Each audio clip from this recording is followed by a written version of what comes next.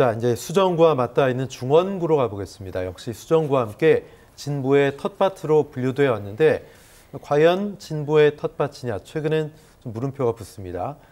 신상진 현 성남시장에게 4선을 안겨준 곳이 이곳이에요. 예, 맞습니다. 뭐 중원구 같은 경우, 성남시 중원구 같은 경우는 신상진 국민의힘 걸출한 정치인이 있습니다. 지금은 현 성남시장이고요.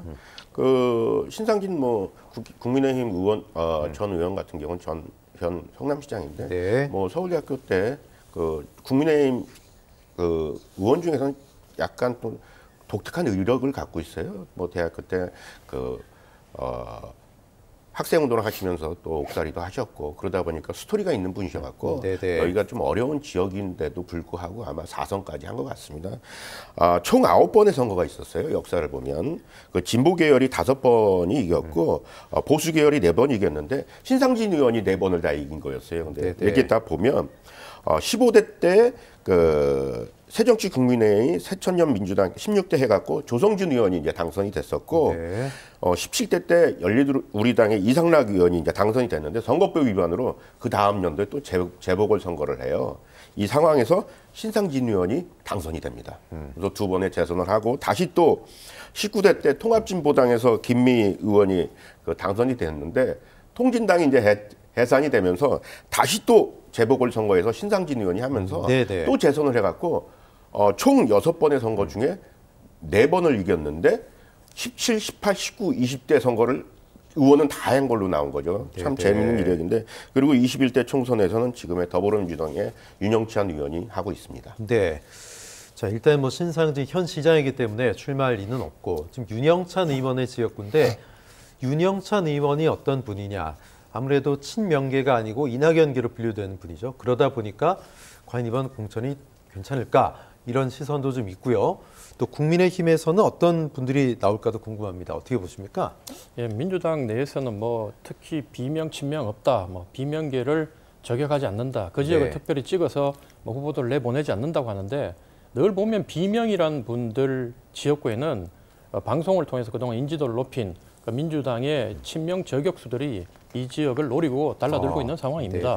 오늘 이 지역도 보니까 대표적으로 이제 이 언론을 통해서 인지도를 높여온 그 현근택 변호사 있지 않습니까? 네, 민주연구원 부원장. 예, 그래서 민주당 입장으로 봤을 때는 늘 국민의힘과 전선에서 싸워온 저격수이고 또 민주당이 각종 송사를 방어해온 방패 역할을 하면서 민주당 지지자들 사이에서는 상당한 인지도와 지지도를 갖고 있는 분이다 보니 이분이 이제 그 양 진영에 따라 호불호가 많이 갈리는 분인데 이게 만약에 접전 지역 같으면 현근택 변호사 같은 경우에 과연 당선 경쟁력이 있느냐 이렇게 의심해 볼 수 있겠지만 이 성남시 수정구 지역은 방금 말씀드린 것처럼 호남 수도권의 호남이라고 할 정도로 민주당 텃밭 지역이다 보니 당내 경선과 본선 경쟁력을 동시에 갖춘 강력한 윤영찬 의원에게는 강력한 도전자로 지금 부각이 되고 있거든요.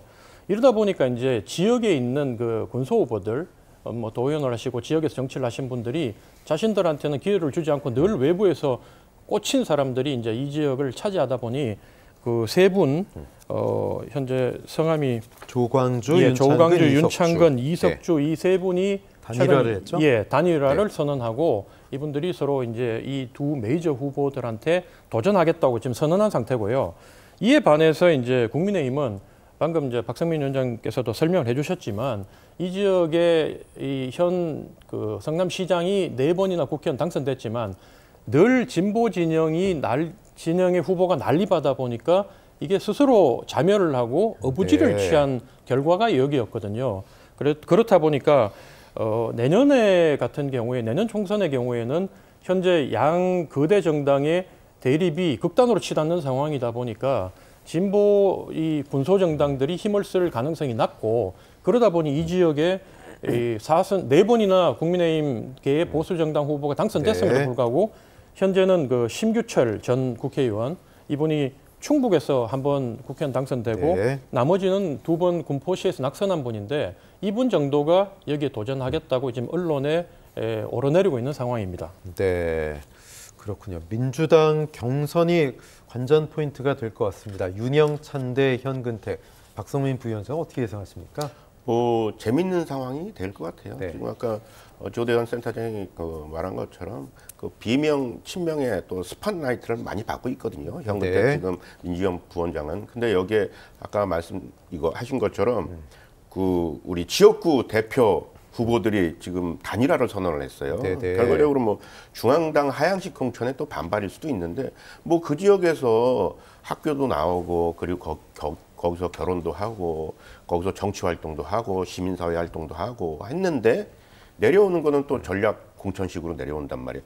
지금 이분들 입장에서 보면은 현근택 의원도 여기 살지 않는 분이거든요. 네네. 그러다 보니까 그 경선 참여 자체도 못할 상황이기 때문에 단일화를 한 겁니다. 그렇기 때문에 지금 윤영찬 의원 같은 경우는 비명으로 돼 있고 뭐 현근택 민주연구원 부위원장 같은 경우는 친명으로 돼 있고 그리고 그 지역구 대표 그 세 분에서 이제 단일화가 된다면 아마 재밌는 경선이 되지 않을까 생각합니다. 네.